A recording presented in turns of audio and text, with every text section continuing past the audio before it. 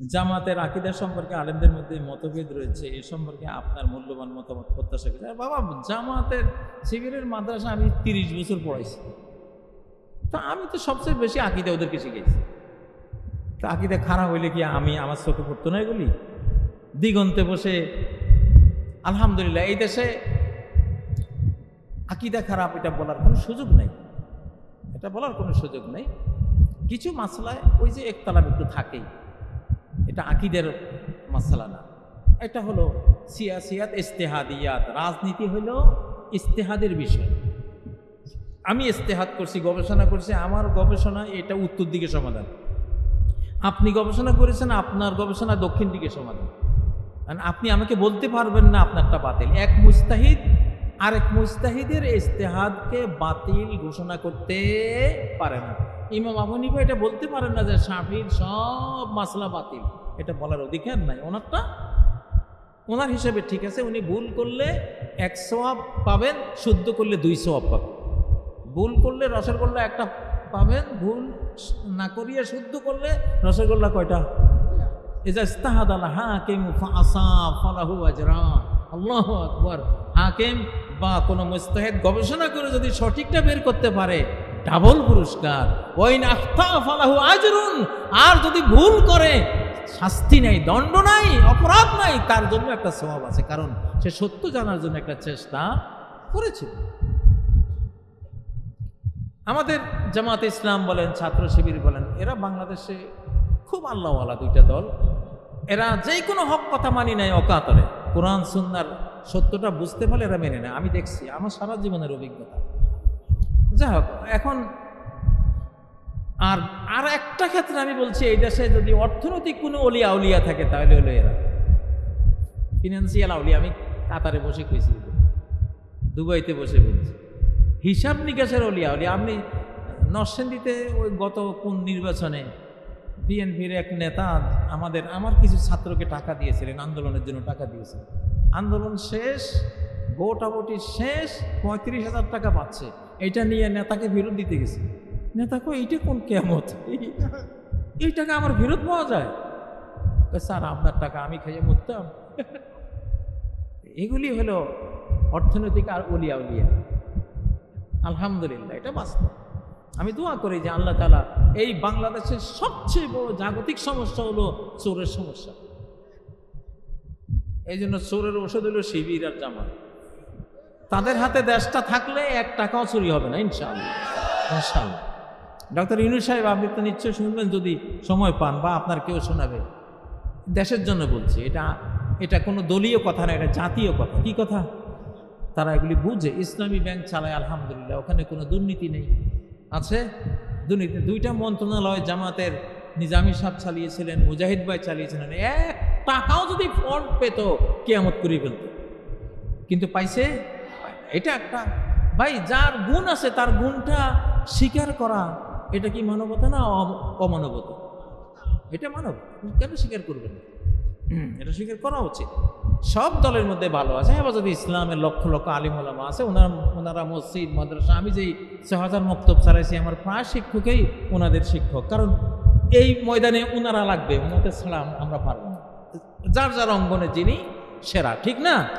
ওনারা তালিমের অঙ্গনে সেরা, ওনাদেরকে সেখানে লাগাইছে। ইনারা অর্থনৈতিক অঙ্গনে, দেশ পরিচালনার অঙ্গনে, রাজনীতির অঙ্গনে ইনাদের 5 শতাব্দীর অভিজ্ঞতা। এই অঙ্গনে ওনাদেরকে মানতে হবে, ওনারা ইমাম, ঠিক নয় কি? ইনশাআল্লাহ। জুলাই আগস্টের বিপ্লবকে ইসলামের দৃষ্টিতে কিভাবে মূল্যায়ন করবেন? অবশ্যই এটা আমি বলতেছি যে ইয়াউমুন মিন আইয়ামিল্লাহ, এটা আল্লাহর একটা দিন। আপনি যদি বলেন যে 5ই আগস্টে বাংলাদেশে আল্লাহকে দেখেছি, সত্য বলেছেন। দুপুর পর্যন্ত কিছুই নেই, দুপুর পর্যন্ত 5ই আগস্ট কিছু তো নেই। হঠাৎ দুপুরের পর একটা সাইক্লোন আসে। বিশ্বাস করেন, হাজার হাজার প্রাণ এই দোয়াটা তখন করতেছিল আল্লাহর কাছে, আল্লাহ একটা সাইক্লোন দাও, জনসমুদ্রের একটা সাইক্লোন দাও। আপনারা এখানে মাঠে ছিলেন, আপনাদের পিছনে একটা বিরাট আধ্যাত্মিক গ্রুপ ছিল, তারাই দোয়াটা করছে, আমি জানি। তো ওই আন্দোলনটা ফিজিক্যালও ছিল, আধ্যাত্মিকও ছিল। 2টা মিলিয়ে আল্লাহ সফলতা দিয়েছে, 2টা মিলিয়ে আপনারা পেয়েছেন। এই দিনটা এটা বিপ্লব এই দেশের জন্য, এই দেশের মাটির জন্য, এই দেশের স্বাধীনতার জন্য, এই দেশের আল্লাহওয়ালা মানুষ যারা, এটা ধর্মপ্রাণ দেশের মানুষ আমরা, এদের জন্য বিশাল বিপ্লবের দিন, রহমতের দিন, কোনো সন্দেহ নাই, কোনো সন্দেহ নেই। আমি ইনশাআল্লাহ বিপ্লবী কমান্ড কাউন্সিল একটা গঠন করে রেখে দিয়েছি, ঘোষণায় আসবে বিপ্লবী কমান্ড কাউন্সিল আমি নেব। বিপ্লবী কমান্ড কাউন্সিল ঢাকায় সব এটার কনস্টিটিউশন রেডি করতেছি। তো এখানে সুপ্রিম লিডার প্যানেল একটা করব, সুপ্রিম লিডার প্যানেল কমিউনিস্ট স্টাইলে বা মালয়েশিয়ার শাইখুল ইসলাম স্টাইলে বা আগে অতীতকালের ইসলামী সাম্রাজ্যগুলির শাইখুল ইসলাম যারা ছিলেন ওই স্টাইলে। এখানে একটা প্যানেল থাকবে, 11 জনের panel, supreme leader panel, supreme leader panel. সেখানে জামাতের আমির সাহেব থাকবেন, সেখানে হেফাজতের আমির থাকবেন, খেলাফতের আমির থাকবেন, সেখানে চরমনের পীর সাহেব থাকবেন, সেখানে আরও আরও আরও যারা আছে, বিএনপির ওলামা দলের কেউ থাকবেন, সবাই থাকবে। ওনাদের থেকে আমরা বাছাই করব সুপ্রিম লিডার প্যানেল, 11 জনের প্যানেল। ওনারা জাতীয় পর্যায়ে ওনারা কমান্ড দেবেন, সরকারকে সাহায্য করবেন, জাতিকে সাহায্য করবেন, কেউ আগ্রাসন চালাইলে খমনির মতো নির্দেশ জারি করবে ইনশাআল্লাহ। একটা প্যানেল, যেহেতু এটা আমরা বিশাল জনসংখ্যা, তো একটা প্যানেল লাগবে। আমরা সুপ্রিম লিডার একটা প্যানেল আপনাদের সবাইকে নিয়ে, মানে সকল দল ওখানে বসে জাতির সেবা করবে। ওইটা হলো আমার রাজনীতি। আমি জেলখানা গিয়ে ঘোষণা দিয়েছি না রাজনীতি করব, আমি ওইভাবে করব, সবাইকে নিয়ে, আপনাদের সবাইকে নিয়ে একটা জায়গা তৈরি করে দিব, সবাই আসেন, ওখান থেকে সুপ্রিম লিডার প্যানেল থেকে ঘোষণা আসবে ইনশাআল্লাহ। কোন তো এই জিনিসটা কেমন হয়, যে একটু ভোটাভুটি করি, ভালো হলে হাত তোলেন, আলহামদুলিল্লাহ, মাশাআল্লাহ। আপনারা কি যে বক্তা সামনে কেমন কি মনে করবেন যদি হাত না তুলি, এই জন্য হাত তুলছেন, বুঝে শুনে হাত তুলছেন তো, আলহামদুলিল্লাহ। ঘোষণা দিয়ে ঘুষ দিয়ে পাসপোর্ট করে, সে পাসপোর্ট দিয়ে হজ করলে জায়েজ হবে কিনা, সেখানে দেখতে হবে আপনি ঘুষ দিচ্ছেন কেন, বাধ্য হয়ে, নিরুপায় হয়ে, অসহায় হয়ে আপনাকে পাসপোর্ট দিচ্ছেই না। ইলিয়াস আলীর মতো, ইলিয়াস খান না, ইলিয়াস ওই যে সাংবাদিক না, সে তো মাত্র এতদিন তো তার পাসপোর্ট ছিল না। এখন যদি কেউ জুলুম করে আপনাকে পাসপোর্ট থেকে বঞ্চিত করে, তখন মজলুম হয়ে যদি আপনি টাকা দিয়ে করেন, সেই টাকা দেওয়ার গুণটা আপনার হবে না, যে খায় তার হবে। আলাসবা অন্যজয়ের হানাফি মাযহাবের বইতে এই মাসলাটা এইভাবেই দেয়া আছে যে ঘুষ ইত্যাদি এগুলি দিয়ে যদি আপনি কারো ন্যায্য অধিকার হরণ করেন, যেমন আপনি ইন্টারভিউ দিয়েছেন, সেকেন্ড হয়েছেন, আরেকজন ফার্স্ট হয়েছে, আপনি ঘুষ দিয়ে ফার্স্ট হওয়া লোকটার হকটা নিয়ে নিলেন, এটা হলো হারাম। এটা কি হারাম। কিন্তু আপনি মজলুম হয়ে আছেন, এখন সে টাকা না দিলে আপনার রেজাল্টটাই দেবে না, আপনার চাকরিটা এসে খেয়ে ফেলবে, বাধ্য হয়ে আপনি তাকে কিছু টাকা দিয়েছেন, এই দেওয়ার জন্য আপনি মনে মনে আল্লাহর কাছে ইস্তেগফার করুন, আল্লাহ আমি বিপদে পড়ে দিয়েছি, আমার হকটা নেওয়ার জন্য দিয়েছি, আমি কারো হক নষ্ট করার জন্য দেইনি, তুমি আমারে মাফ করো, এই পাপটা তারে দাও। কিয়ামতের দিন দেখবেন যে পাপটা তার হয়েছে, আপনার হবে না ইনশাআল্লাহ। মুসাফির 2 সালাত একত্রে আদায় করা যাবে কিনা, আজকে তো আমি একসাথে মাগরিব এশা পড়ে আসছি, এটা তো বিরাট একটা বোনাস মুসাফিরের জন্য। মাগরিব এশা 1 জোড়া, জোহর আসর 1 জোড়া, মুসাফির এটা করতে পারে। নবী সাল্লাল্লাহু আলাইহি ওয়াসাল্লাম সম্বন্ধে, তাবুক যুদ্ধে তিনি গেছেন, বাস আখারা জোহর হাত্তা জামা, যদি তিনি সাফার কাবলা আন তামিল শামস, সূর্য এখনো ঢলে যায়নি, তিনি সফর শুরু করেছেন, তখন জোহরকে বিলম্বিত করে একসাথে আসর টাইমে জোহর 2 রাকাত, আসর 2 রাকাত পড়তেন।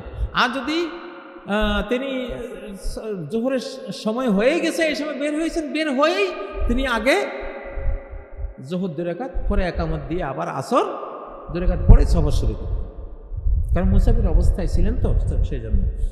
তো এটা খুবই বড় একটা বোনাস। আমাদের হানাফি মাযহাবে অবশ্য ওনারা বলেছেন যে জোহরকে তার শেষ সময়ে, আসরকে তার প্রথম সময়ে পড়লেও এক ধরনের জমা হয়ে যায়, তো ওইটা একটু কষ্টকর। আর ইমাম আবু হানিফা বলেছেন যে সাহহাল হাদিস ফাহুয়া মাযহাবি, সহিহ হাদিস পেলে ওইটা আমার মাযহাব, কোনো সমস্যা নেই।